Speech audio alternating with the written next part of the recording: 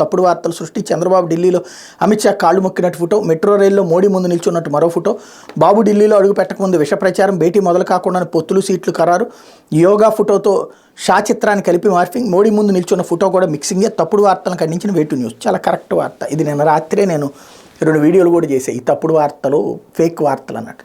కానీ ఇది ఫేక్ అని వాళ్ళందరి ఫేక్ బతుకులు వాళ్ళ సోషల్ మీడియా వాళ్ళది అని రాస్తున్నటువంటి జ్యోతి అసలు వార్తనే ఫేక్గా రాసిందే. వాళ్ళు సోషల్ మీడియాలో ఫేక్ సృష్టిస్తుంటే ఇది పేపర్లోనే ఫేక్ బతికింది. పేపరే పక్కా ఫేక్, పచ్చి బూతులు, పచ్చి అబద్ధాలు, పచ్చిగా వక్రీకరించడం. అమిత్ షా బతిన్లాడుతున్నాడట చంద్రబాబు. ఎవడన్నా వినడానికన్నా సెన్స్ ఉందా, కామన్ సెన్స్ ఉందా? కానీ ఇక్కడ అదే రాసుకొస్తారు. వీళ్ళకు ఉన్నటువంటి ఈ బుద్ధిని ఎవ్వడూ మార్చలేడు. లేకపోతే ఉద్యోగులపై ఉత్తుత్తి కబుర్లు, ఎంతో చేశామంటూ బడ్జెట్లో బొంకులు, మాట తప్పి మడమ తిప్పి చివరికి మినీ డిఎస్సీ, ఇక రోజు మొత్తం విషమే చిమ్మేటటువంటి కాన్సెప్ట్ ఇక్కడ నడుస్తుంది. లేకపోతే కాంగ్రెస్కి 40 సీట్లైనా రావాలని కోరుకుంటున్నా మోడీ.